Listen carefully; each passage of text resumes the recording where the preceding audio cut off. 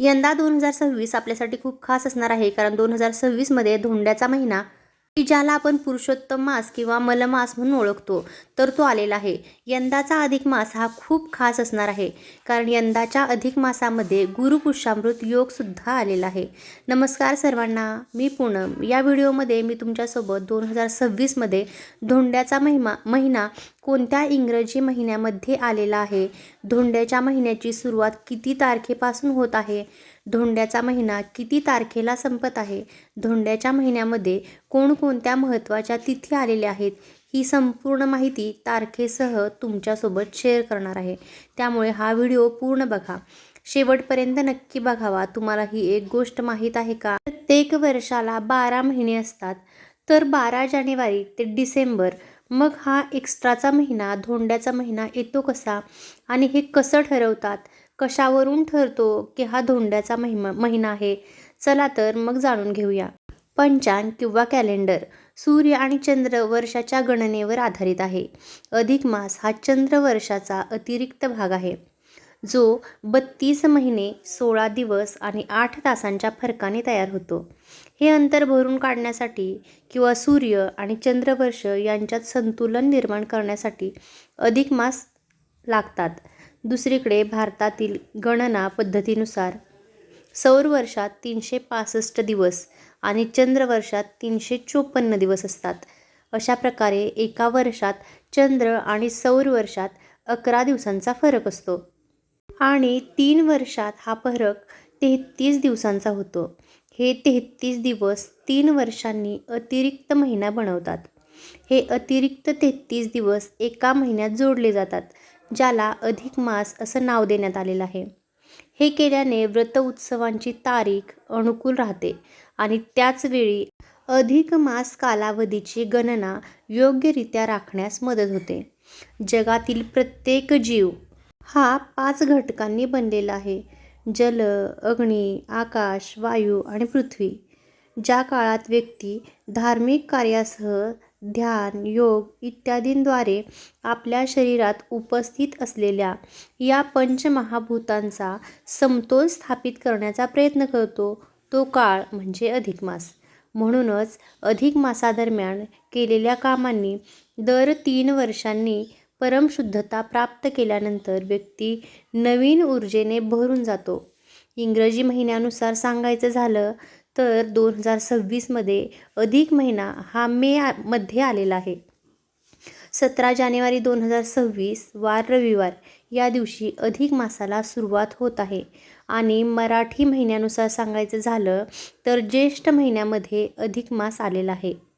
17 मे 2026 वार रविवार या दिवशीपासून अधिक ज्येष्ठ महिन्याला सुद्धा सुरुवात झालेली आहे आणि याच दिवसापासून आपल्या अधिक मासाला सुद्धा सुरुवात होत आहे.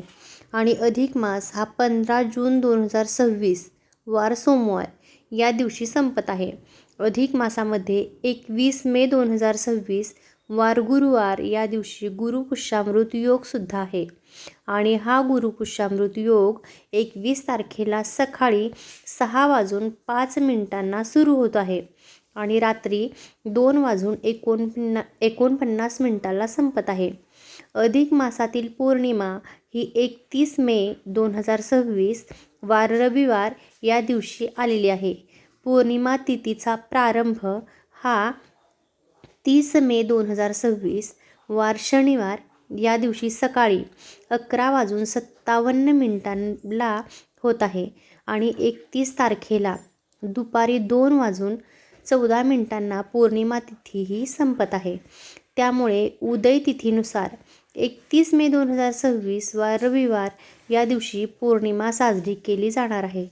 पौर्णिमेला सत्यनारायण जो आहे तो तुम्ही 30 तारखेला सायंकाळी करू शकता आणि काही कारणाने जर 30 मेला तुम्ही सत्यनारायण नाही करू शकले तर तुम्ही 31 मेला दिवसभरात कधीही सत्यनारायण करू शकता, कारण 31 मेची पौर्णिमा तिथी जी आहे ती सूर्याने बघितलेली असणार आहे.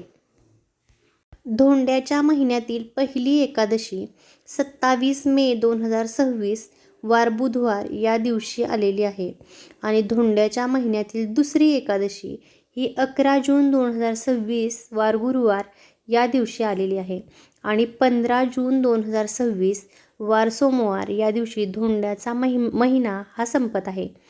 या अधिक मासाला धोंड्याच्या महिन्याला काही पौराणिक महत्त्व आहे का? तर हो आहे. एका पौराणिक कथेनुसार एकदा राक्षस राजा हिरण्यकश्यपने कठोर तपश्चर्या करून ब्रह्मदेवांना प्रसन्न केले आणि अमरत्वाचे वरदान मागितले. पण अमरत्वाचे वरदान देणे निषिद्ध आहे, म्हणूनच ब्रह्माजींनी त्याला दुसरे वरदान मागायला सांगितले. तेव्हा हिरण्यकश्यपने ब्रह्माजींना असे वरदान देण्यास सांगितले की जगातील कोणताही पुरुष, स्त्री, प्राणीदेवता किंवा राक्षस त्याला मारू शकणार नाहीत आणि वर्षाच्या सर्व 12 महिन्यातही तो मरणार नाही. त्याचा मृत्यू दिवसाही होणार नाही किंवा रात्रीही होणार नाही. तो कोणत्याही शस्त्राने किंवा इतर कोणत्याही शस्त्राने सुद्धा मरणार नाही. त्याला घरात कोणी मारू शकणार नाही किंवा घराबाहेर मारले तरीही तो मरणार नाही. ब्रह्माजींनी त्याला तसे वरदान दिले. पण हे वरदान मिळताच तो हिरण्यकश्यप स्वतःला अमर आणि देवाच्या बरोबरीचा समजू लागला. तेव्हा भगवान विष्णूंनी नरसिंह अवतार अर्धा मनुष्य आणि अर्धा सिंह या रूपात अधिक मास प्रकट केला आणि हिरण्यकश्यपची छाती त्याच्या नखांनी संध्याकाळी उंबरठ्याच्या मध्यभागी दारात फाडली आणि त्याला यमसदनी पाठवलं. असं पौराणिक महत्त्व या अधिक महिन्याचं. अशी ही पौराणिक कथा आहे अधिक महिन्याची. अशाच नवनवीन आणि महत्त्वपूर्ण व्हिडिओसाठी आपल्या चॅनेलला सबस्क्राईब करा. व्हिडिओ आवडला तर लाईक करा आणि शेअर करा. धन्यवाद.